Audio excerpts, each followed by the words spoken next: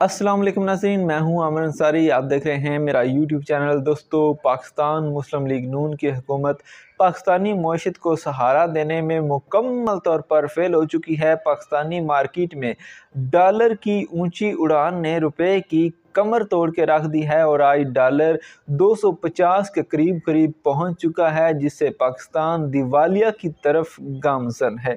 इस सूरत हाल में जब सियासतदान अपनी कुर्सी के लालच में पाकिस्तान को दिवालिया करने पे तुले हुए हैं और आपस में बैठने को तैयार नहीं हैं, Pakistan army chief general Qamar Javed Bajwa सामने आए हैं और उन्होंने मईशत को अपने पाँव पर खड़ा करने के लिए अपना किरदार अदा करने की कोशिश की है और उन्होंने इस प्रोसेस को बाकायदा तौर पर शुरू कर दिया है। पहले मरले में जनरल कमर जावेद बाजवा ने अमेरिका में हाई लेवल पर राब्ता किया है और ज़ोर दिया है कि IMF पर प्रेशर डाला जाए कि पाकिस्तान के साथ जो उनके मुआहदे तय हुए हैं, पाकिस्तान को जो उन्होंने कर्ज देना है उसको जल्द अज जल्द फराहम किया जाए, ताकि पाकिस्तान की जो मईशत है वो डूबने से बच जाए, पाकिस्तान दिवालिया होने से बच जाए, ताकि पाकिस्तान में जो है डॉलर और रुपए की कदर में जो है वो एक मुनासबत आ जाए और डॉलर जो है वो इतना ऊपर ना चला जाए कि पाकिस्तान फिर संभल ना सके। नाज़रीन,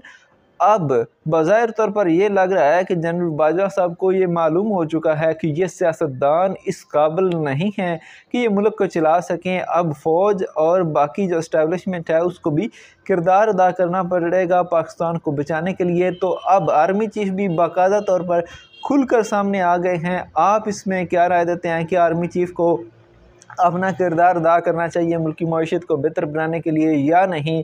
इसका क्या बेहतर हल है? अपनी राय का इज़हार कमेंट सेक्शन में लाजमी कीजिएगा। खुदा हाफिज़।